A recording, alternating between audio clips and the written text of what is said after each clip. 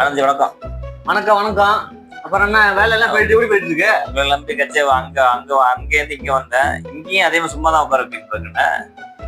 எதுக்கு நாங்க உங்களை சும்மா உட்கார கூட்டு வந்திருக்கோம்? உங்களை பரபரப்பு கிளப்பிடுங்கய்யா. ஏதாவது பரபரப்பு கிளப்பணும். நானும் ஒரு 86,000 ஊர்ல போய் பாத்துட்டேன். கட்சியில அவனும் சேர மாட்டேங்கிறான். ஏன்னா நம்மளுக்கு தெரிய வந்துச்சு உள்ள போய் பார்த்தா. அதனால நீங்க யாராச்சும் ஒரு ஆளு தான் புடிச்சு போடுங்க நம்ம கட்சியில. இவ்வளவு கட்சியை பார்த்துட்டு இருக்கோம், என்ன பண்றது தெரியல. சரி, நான் படிச்சாலா இறக்குறேன், கொஞ்சம் பேர் இறக்கி விடுவோம். நீ படிச்சாலா இருக்க, நான் வந்து ஆட்டோ ஓட்டுறேன், லாரி ஓட்டுறவர்ல கொண்டு இறக்கி உள்ள விட்டுறேன். எப்படியோ தலைவரை சேம் ஆக்குறோம். அதுதான் லட்சிய கொள்கை. சரி, அடுத்த ஆள உள்ள பிரஸ் மீட்ல இறக்குறியா? இறக்கிடும். அதை ஐபிஎஸ் இறக்குறேன். எங்க உள்ள நானும் அடுத்தால போன் பண்ணி கேட்டு பாக்குறேன். பிடிச்சி வராத, நல்லா பிடிச்சி போயா? பிடிச்சாரு. ஹலோ, எப்ப அந்த சைக்கிள் ஓட்டுறவர் கட்சியில சேர்றான், என்னடப்பாச்சு?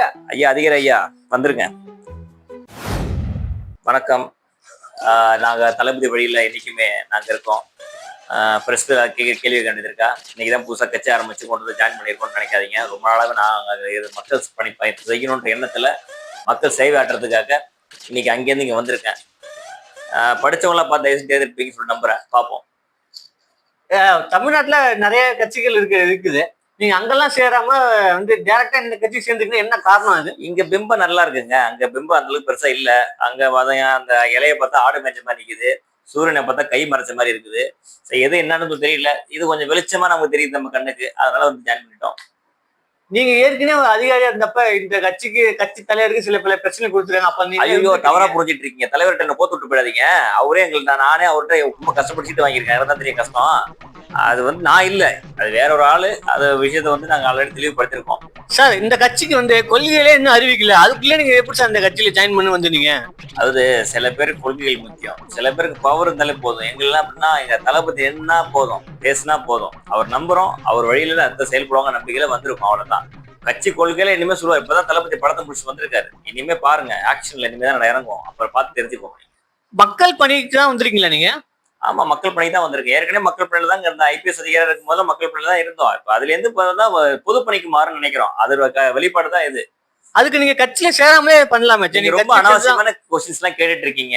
அவரு வந்து அப்புறம் கண்டிக்கிற விதத்துல உங்களுக்கு கண்டிக்கிற மாதிரி தான் இருக்கும். இந்த மாதிரி கொஸ்டின்ஸ் எல்லாம் கேட்காதீங்க. இப்பதான் புதுசா வந்திருக்கோம். உள்ள கொள்கையில எங்க தளபதி வந்து ஐயா ஒரு நிமிஷம். நீங்க வந்து உள்ள வந்து உங்களை அழைப்பு கொடுத்தாங்களா, இல்ல நீங்களா வந்தீங்களா? இதெல்லாம் பர்சனல் கொஸ்டின்ஸ்ங்க. உங்களுக்கு பதில் சொல்லணும்னு எங்களுக்கு வந்து கட்டளை விடல. எங்களுக்கு என்ன சொல்லி கொடுத்தாலும் அதான் நாங்க பேச முடியும். எங்களுக்கு அதிகாரம் இல்ல பேசுறதுக்கு. எல்லாமே ஐயா ஒரு நிமிஷம், எல்லாமே உங்களுக்கு எழுதி கொடுத்தா பேசுனாங்களா, இல்ல நீங்களே பேசுவீங்களா? ஐயா தேவையில்லா கொஸ்டின்ஸ் கேக்குறீங்க. இதை விட லாக் பண்ணிக்கோங்க. அப்புறம் தளபதி எதுவும் பேசக்கூடாது சொல்லியிருக்காங்க. நன்றி. பார்ப்போம். மக்கள் பணியில இருந்து சந்திக்கிறோம். அலைக்கடல் ஆவியபே திராவியபே ஓவியபே அமர்ந்திருக்கோ சகோதரிகளே, நம்ம ஆட்சியில ரொம்ப மகத்தான விஷயங்கள் செஞ்சுட்டு இருக்கோம். நம்ம செஞ்சது எல்லாம் கரெக்டா பண்ணிட்டு இருக்கோம். எல்லாரும் பார்த்து பாராட்டாத ஆளே கிடையாது. இதுல யாராவது ஒரு ஆள் கொஸ்டின் கேட்க முடியுமா உங்களால? ஒரு விழா வழவில் கூட இந்த ஆட்சி சரியா நடக்கலன்றதை நாங்க புரிஞ்சுப்போம். ஆனா நாங்க எல்லாத்தையும் கரெக்டா பண்ணிட்டு இருக்கோம். பாலியல் வழக்கு நடந்துச்சு. அதுல கூட பாத்தீங்கன்னா உடனடியா விரைந்து 5 மாதத்துல கேஸ் முடிச்ச ஒரே வழக்கு நம்ம ஆட்சியில தான் நடந்திருக்கு. பொள்ளாச்சி வழக்கு நடந்துச்சு. அந்த வழக்க நாங்க முன்னெடுத்து வந்துதான் எல்லாத்தையும் முடிச்சு வச்சிருக்கோம். அப்புறமா நம்ம மாடல் ஆட்சி எவ்வளவு சிறப்பா செயல்படுத்துறத தெரிஞ்சு போக்குறீங்க. இது மட்டுமா? நல்ல பல மக்களுக்கான அந்த பேர் வந்து யாரா இருந்தாலும் மேடைக்கு வந்து கேளுங்க. வணக்கம். இளைஞர்கள்லாம் என்ன ஆசையா அப்பா தான் கூப்பிடுவாங்க. இவரு ஆரம்பிச்சிட்டாரு பாருங்க. சொல்லுங்க, எங்களுக்கு ஏதாவது உங்கள்கிட்ட ஏதாவது குறை இருக்கா? குறைலாம் எதுவும் இல்லப்பா. கடை நீங்க வந்து டெய்லி திறந்து வச்சுக்கிறீங்க. எங்களுக்கு அது மகிழ்ச்சியா இருக்குப்பா.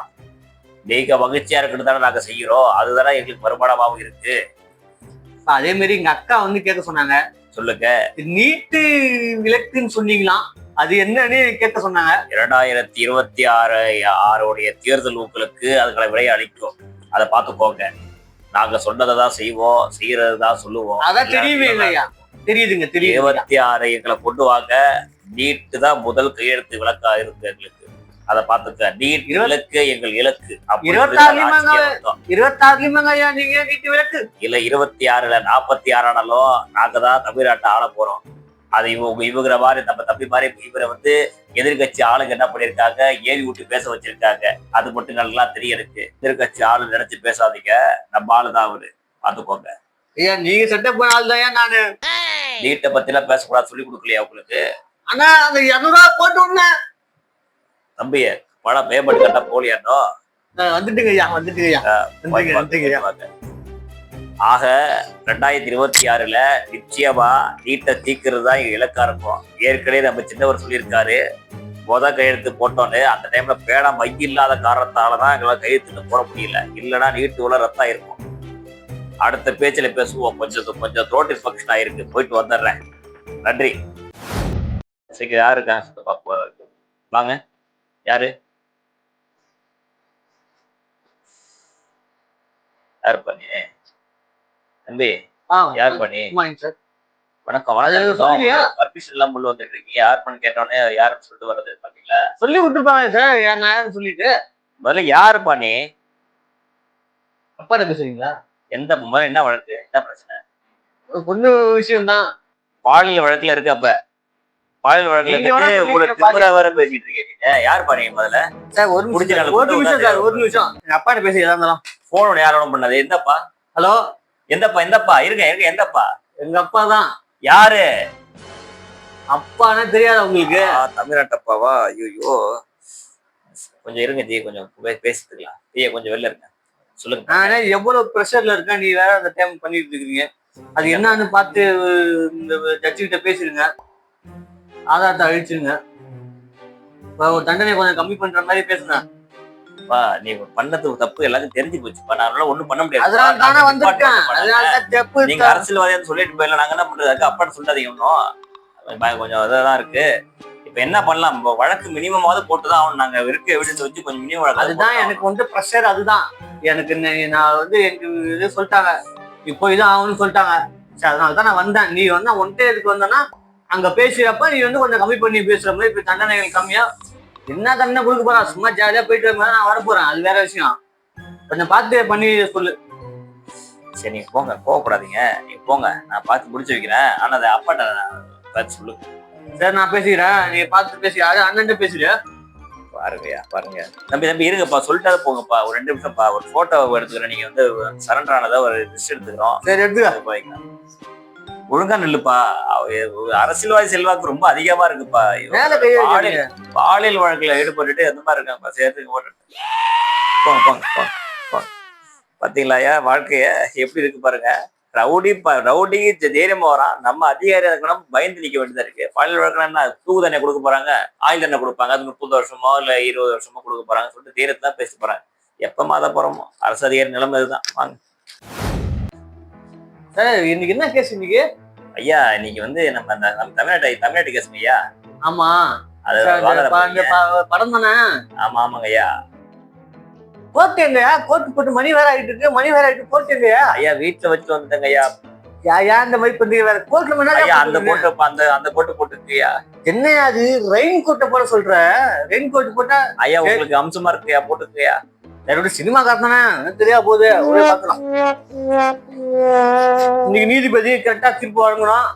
கமலஹாசன் தீர்ப்பு வழங்கும் தேதியே கேஸ் நம்பர் KS 233. வாங்க. உயிரே உறவே தமிழே. ஐயா வணக்கம். உயிரே உறவே தமிழே. ஐயா நீ அதெல்லாம் பேசலாங்க. கோர்ட்ல பேசிட்டு இருக்கானுங்க. அங்க நீங்க உயிரே உறவே தமிழே அப்படின்னு பேசுற தப்புன்னு சொல்லிட்டு உங்க ஆளுங்க சொல்றாங்க. எங்க படத்தை ரிலீஸ் பண்ண விட மாட்டாங்க. இதை பத்தி நான் என்ன நீங்க என்ன பண்ணீங்க? ஏன் படத்தை ரிலீஸ் பண்ண மாட்டாங்க? இதைதான் நான் கூறினேன். உயிரே உறவே தமிழே என்று கூறினேன். தமிழிலிருந்து பிறந்ததுதான் உங்கள் மொழி என்று கூறினேன். தவறா? அது எப்படி தமிழ்ல இருந்து பிறந்த உன்ன ஆராய்ச்சியாளர் நீ? நான் ஆராய்ச்சியாளர் என்பது உங்களுக்கு நன்றாகவே தெரியும். நான் பல மொழி தரப்பட்ட ஆராய்ச்சிகளை பண்ணி ஆராய்ச்சிகளுக்கு ஆராய்ச்சி பெற்றவன் தான் நான். சரி, குழப்பரா போடுவிடு ஐயா. நான் உங்களை நாடி வந்தது நியாயத்திற்காக மட்டுமே. நியாயம் என்பது உங்களுக்காக இருக்குவேன் பாரு. தண்ணி மண்ணு மொழி இதுல யாரையும் கை வைக்க விட மாட்டாங்க. யாரையும் இழிவுபடுத்தி பேசினாலும் அதுக்கு நீ மன்னிப்பு கேட்டுதான் ஆகணும். நான் கட்டுரை எழுதி உங்களுக்கு அனுப்பி விடுவேன். அதை படித்து பார்த்து கூறுங்கள். என்னையா எங்கேயுமே மன்னிப்புங்க பேரே எழுத்தே காணும். மன்னிப்பு என்பதற்கு பிடிக்காத ஒரு வார்த்தையாக தெரிகிறது. இது இப்படி போட்டா அப்புறம் எப்படியா நாங்க இது மன்னிப்பு பார்த்த கூட விடுறாங்க? போட விடுவீர்களா மாட்டீர்களா? பாரு நீ வந்து எங்க மொழியை தப்பா பேசிருக்க, அதனால வந்து நீ வந்து மன்னிப்பு கேட்டாதான் உன் படம் அங்க ஓடும். மடிப்பு என்பது மடிப்பாக உருவாக்கப்பட்டதாக இருக்கலாமா? ஏயா போட்டு இருக்கிற மடிப்பு என்பது மடிப்புக்காக தான். கோர்ட் நேரத்தை நீ அவமதிக்கிறீங்க. அவமதிப்பு என்பது அவமதிப்புக்காக அல்ல. அவமதிப்புன்றது எதுக்காக தெரியல. நான் ஏற்கனவே சொல்லிட்டேங்க, மடிப்புன்னு கேட்க முடியாது சொல்லிட்டேன். மடிப்பு எதுக்கு? மடிப்பே மடிப்புக்காக உருவாக்கப்பட்டதாக மடிப்பு.